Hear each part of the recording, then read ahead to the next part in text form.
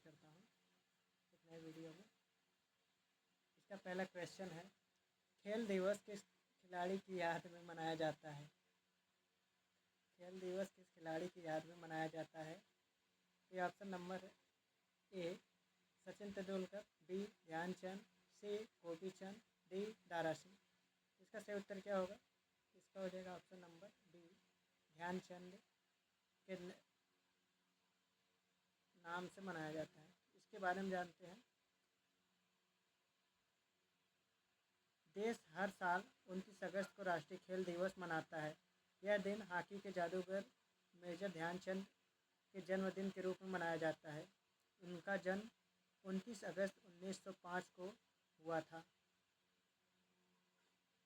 उन्हें हॉकी के सबसे महान खिलाड़ी के तौर पर याद किया जाता है।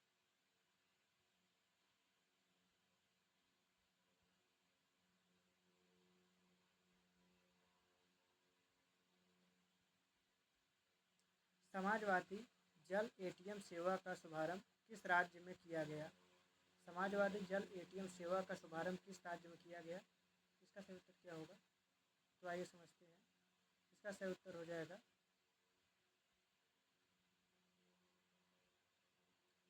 इसका होगा option number D Uttar Pradesh द्वारा किया गया। इसके बारे में जानते हैं।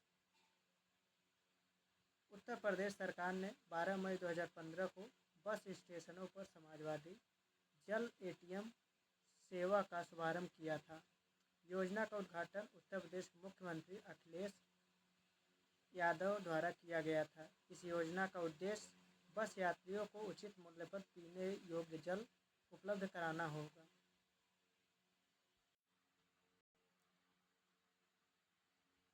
समाजवादी जल एटीएम सेवा का शुभारंभ किस राज्य में किया गया? इसका सही उत्तर क्या होगा? इसका सही उत्तर हो जाएगा option number D Uttar Pradesh. देश हर साल 29 अगस्त को राष्ट्रीय खेल दिवस के रूप में मनाया जाता है। उत्तर प्रदेश सरकार ने 12 मई 2015 को बस स्टेशनों पर समाजवादी जल एटीएम सेवा का शुभारंभ किया था। योजना का उद्घाटन उत्तर प्रदेश के मुख्यमंत्री अखिलेश यादव द्वारा किया गया था। इस योजना का मुख्य उद्देश्य बस यात्रियों को उचित मूल्य पर पीने योग्य जल उपलब्ध कराना है। फुतुह-उस सलातीन का लेखक कौन था? फुतुह-उस सलातीन का लेखक कौन है? इसका सही उत्तर क्या होगा? इसका हो जाएगा, देख जानते हैं, ऑप्शन नंबर ए इशामी। क्या होगा? इशामी होगा। इसके बारे में जानते हैं। फुतुह-उस सलातीन ख्वाजा अबू बकर इशामी द्वारा रचित है। इस पुस्तक में गजनवी वंश के संस्थापक या गजनवी वंश के समय से लेकर मोहम्मद बिन तुगलक के समय तक का काव्यात्मक इतिहास मिलता है। इसमें इस पुस्तक में गजनवी वंश से लेकर मोहम्मद बिन तुगलक के समय तक का काव्यात्मक इतिहास मिलता है।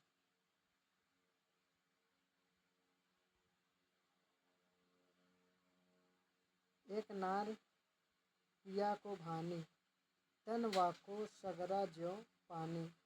यह पंक्ति किस भाषा की है?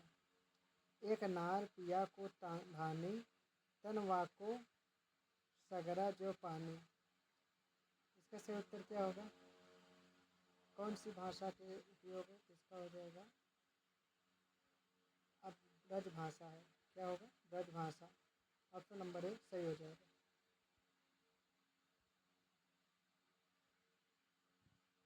एक नार पिया को भानी, तन वाको सगरा ज्यों पानी। यह पंक्ति ब्रजभाषा की है। ब्रजभाषा मूलतः ब्रज क्षेत्र की बोली है। विक्रम की 13वीं शताब्दी से लेकर 20वीं शताब्दी तक भारत में साहित्यिक भाषा रहने के कारण ब्रज की इस जनपदीय बोली ने अपने विकास के साथ भाषा नाम प्राप्त किया और ब्रजभाषा नाम से जानी जाने लगी। शुद्ध रूप में आज भी मथुरा, आगरा, धौलापुर और अलीगढ़ जिलों में बोली जाती है। इसे हम केंद्रीय ब्रजभाषा भी कह सकते हैं। आधुनिक ब्रजभाषा 1,23,00,000 जनता के द्वारा बोली जाती है। लगभग 38,000 वर्ग मील के क्षेत्र में फैली हुई है।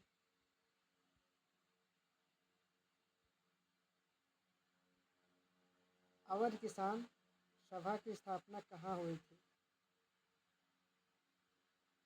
अवध किसान सभा की स्थापना कहाँ हुई थी? इसका सही उत्तर क्या होगा? इसका हो जाएगा ऑप्शन नंबर बी, प्रतापगढ़ में हुई है। अवध किसान सभा की स्थापना प्रतापगढ़ में हुई है। इसके बारे में जानते हैं। अवध किसान सभा का गठन 17 अक्टूबर 1920 ईस्वी को किया गया था। उत्तर प्रदेश किसान सभा का गठन 1917 में मोतीलाल नेहरू, मदन मोहन मालवीय और गौरी शंकर मिश्र आदि के प्रयासों से हुआ था। महात्मा गांधी जी के खिलाफत आंदोलन के सवाल पर किसान सभा में मतभेद प्रकट होने लगे और अवध के किसान नेताओं ने बाबा रामचंद्र के नेतृत्व में 1920 में उत्तर प्रदेश किसान सभा से नाता तोड़कर अवध किसान सभा का गठन कर लिया। बाबा रामचंद्र के व्यक्तिगत प्रयासों से 17 अक्टूबर 1920 ईस्वी को प्रतापगढ़ जिले में अवध किसान सभा का गठन किया गया। प्रतापगढ़ जिले का खारगांव किसान सभा की गतिविधियों का प्रमुख केंद्र था।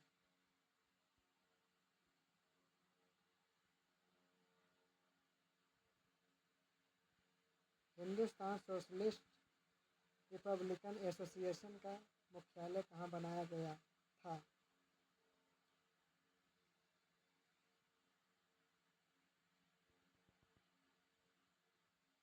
इसका सही उत्तर क्या होगा?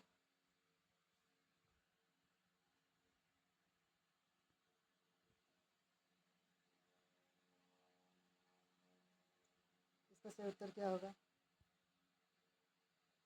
इसका हिंदुस्तान सोशलिस्ट रिपब्लिकन एसोसिएशन का मुख्यालय कहाँ है?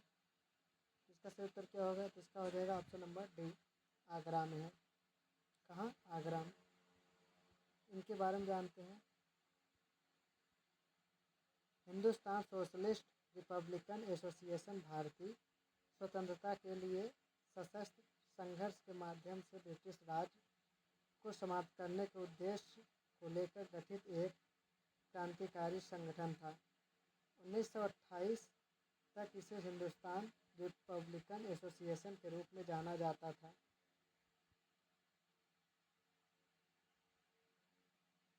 हिंडन नदी तट पर आलमगीरपुर की खोज किस व्यक्ति के निर्देशन में हुई?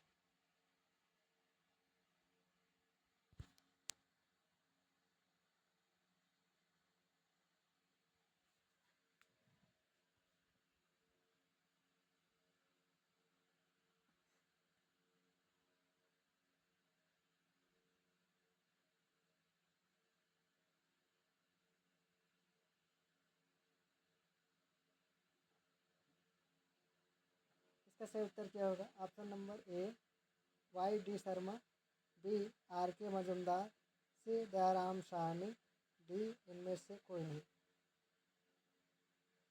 इसका सही उत्तर क्या होगा?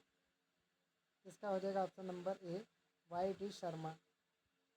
इसके बारे में जानते हैं। पश्चिम उत्तर प्रदेश के मेरठ जिले में यमुना के सहायक हिडन नदी पर स्थित इस पुरा स्थल की खोज 1958 में यज्ञदत्त शर्मा द्वारा की गई थी। आलमगीरपुर गंगा यमुना में पहला स्थल था जहां से हड़प्पा कालीन अवशेष प्रकाश में आए थे।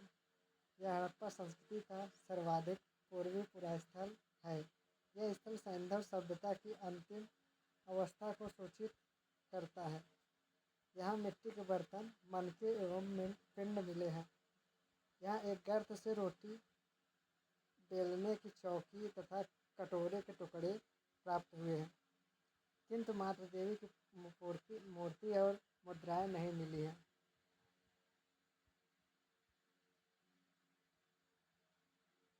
हिडन नदी पर एडन नदी तट पर अवस्थित आलमगीरपुर की खोज पहली बार किन लोगों के द्वारा की गई थी? इसका सही उत्तर क्या होगा?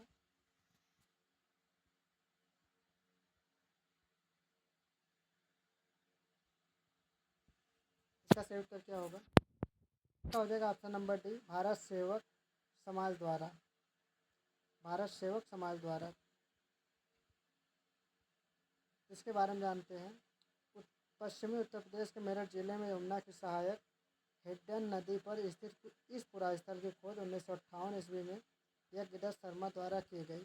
आलमगीरपुर गंगा यमुना में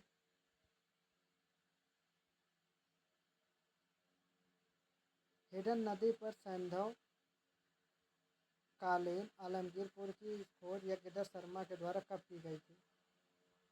इसका सही उत्तर क्या होगा? इसका हो जाएगा ऑप्शन नंबर ए, 1958 में। तो इसके बारे में जानते हैं। उत्तर प्रदेश के मेरठ जिले में यमुना की सहायक हिडन नदी पर स्थित इस पुरास्थल की खोज 1958 में यज्ञदत्त शर्मा द्वारा की गई। आलमगीरपुर गंगा यमुना में पहला स्थल था जहाँ से हड़प्पा कालीन अवशेष प्रकाश में आए थे। यह हड़प्पा संस्कृति का सर्वाधिक पूर्वी पुरास्थल है। यह स्थल सैंधव सभ्यता की अंतिम अवस्था को सूचित करता है। यह मिट्टी के बर्तन, मनके एवं पिंड मिले हैं।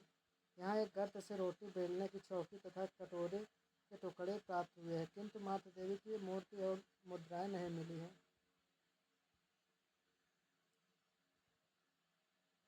अनगरिका धर्मापाल पाला पर स्मारक डाक टिकट जारी किया गया, उनका संबंध था। अनगरिका धर्मपाला पर स्मारक डाक टिकट जारी किया गया, उनका संबंध है। ए, राजनीति, बी, ईसाई धर्म, सी, योग शिक्षा, डी, बौद्ध धर्म। इसका सही उत्तर क्या होगा? इसका हो जाएगा ऑप्शन नंबर डी, बौद्ध धर्म से। इनके बारे में जानते हैं। महान बौद्ध दार्शनिक और श्रीलंका के दूरदृष्टा श्रीमंत अनगरिका धर्मापाला पर स्मारक डाक टिकट जारी किए गए हैं। हर्षवर्धन के समय कन्नौज किस नाम से जाना जाता था? तो इसका सही उत्तर क्या होगा?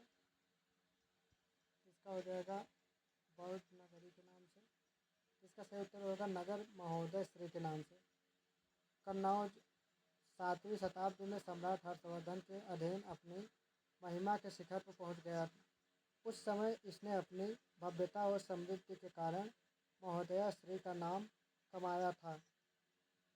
तब कन्नौज की आबादी लगभग 4 मील तक गंगा के पूर्वी तट पर फैली सैकड़ों हिंदू और बौद्ध मंदिरों और मठों के साथ थी।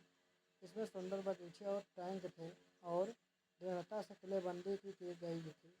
हालांकि हर्षवर्धन चालुक्य सम्राट पुलकेशन द्वितीय द्वारा पराजित होने के बाद बहुत कमज़ोर हो गया था। उनकी मृत्यु के तुरंत बाद उनका साम्राज्य टूट गया था। सिलिका बालू खनिज का उत्पादन किस जिले से होता है? तो इसका सही उत्तर क्या होगा? इसका हो जाएगा ऑप्शन नंबर ए, इलाहाबाद से। सिलिका सैंड खनन एवं उच्चीकरण परियोजना उत्तर प्रदेश के इलाहाबाद जिले के लालपुर कोल्हाई क्षेत्र में कार्यान्वित है। सारनाथ में धर्मराज का स्तूप का निर्माण किस शासक ने करवाया था? तो इसका सही उत्तर क्या होगा? इसका हो जाएगा ऑप्शन नंबर सी, अशोक ने करवाया था। धर्मराजिक एक विशाल बौद्ध स्तूप है जो तक्षशिला क्षेत्र में स्थित है। ऐसा विश्वास है कि इसका निर्माण सम्राट अशोक ने 3वीं शताब्दी ईसा पूर्व में करवाया था। इस स्थल को 2 मुख्य भागों में बांटा जा सकता है। पहला है स्थल के दक्षिण में स्तूप है तथा दूसरे उसके उत्तर में मठ। धर्मराजिक का स्तूप तक्षशिला संग्रहालय से लगभग 3 किलोमीटर की दूरी पर है। साकेत अयोध्या किस महान जनपद की राजधानी रही है? ए, काशी, बी, छेदी, सी, कौशल। इसका सही उत्तर क्या होगा? इसका हो जाएगा ऑप्शन नंबर सी, कौशल। कौशल कौशल प्राचीन भारत के 16 महाजनपदों में से एक था। इसका क्षेत्र आधुनिक गोरखपुर के पास था। इसकी प्रथम राजधानी साकेत, वर्तमान अयोध्या, और द्वितीय राजधानी श्रावस्ती थी।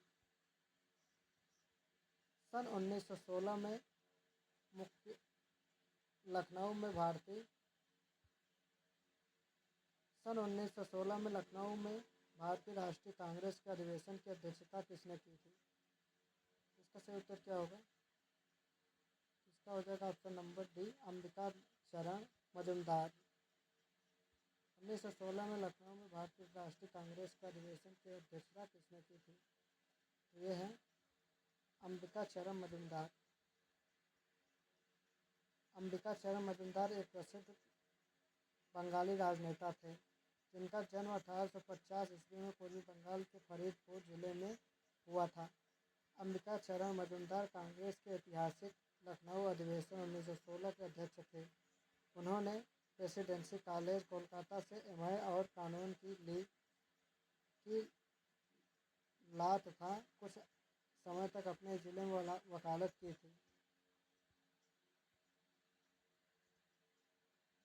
सत्यभक्त ने अपनी कम्युनिस्ट पार्टी का पहला सम्मेलन कहाँ आयोजित किया था? इसका सही उत्तर क्या होगा? इसका हो जाएगा ऑप्शन नंबर डी, कानपुर में। सत्यभक्त ने अपना भारतीय कम्युनिस्ट पार्टी का पहला सम्मेलन आयोजित किया था, वह था कानपुर में। इसके बारे में जानते हैं। भारतीय कम्युनिस्ट पार्टी भाकपा भारत का एक साम्यवादी दल है। इस दल की स्थापना 26 दिसंबर 1925 को कानपुर नगर में हुई थी। भारतीय कम्युनिस्ट पार्टी की स्थापना एम.एन. राय ने की थी। सड़क सुरक्षा नीति लागू करने वाला देश का पहला राज्य है। इसका सही उत्तर क्या होगा? इसका हो जाएगा option number B, Uttar Pradesh है। सड़क सुरक्षा नीति लागू करने वाला देश का पहला राज्य उत्तर प्रदेश है। वाराणसी में राष्ट्रीय कांग्रेस का अधिवेशन कब हुआ था? इसका सही उत्तर क्या होगा? ऑप्शन नंबर बी, 1905 ईस्वी में। वाराणसी में राष्ट्रीय कांग्रेस का अधिवेशन कब हुआ? वह था 1905 ईस्वी में। वाराणसी में राष्ट्रीय कांग्रेस का अधिवेशन 1905 ईस्वी में हुआ। वाराणसी में संपन्न हुए भारतीय राष्ट्रीय कांग्रेस के अधिवेशन की अध्यक्षता गोपाल कृष्ण गोखले ने की।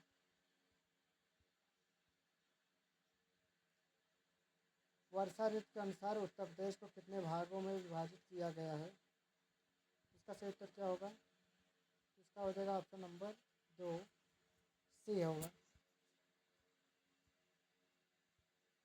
वरिष्ठ पत्रकार श्री साफिक किदवई किस भाषा के पत्रकार थे? ये हैं उर्दू भाषा के पत्रकार थे। इसका सही उत्तर क्या होगा? इनके बारे में जानते हैं। पत्रकार श्री साफिक किदवई उर्दू भाषा के पत्रकार हैं। साफिक किदवई को उर्दू अकादमी ने 2016 के लिए 1.5 लाख रुपए के अमीर खुसरो के अवार्ड से नवाजा गया था। प्रोफेसर किदवई की अंग्रेजी व उर्दू में 12 पुस्तकें प्रकाशित हो चुकी हैं।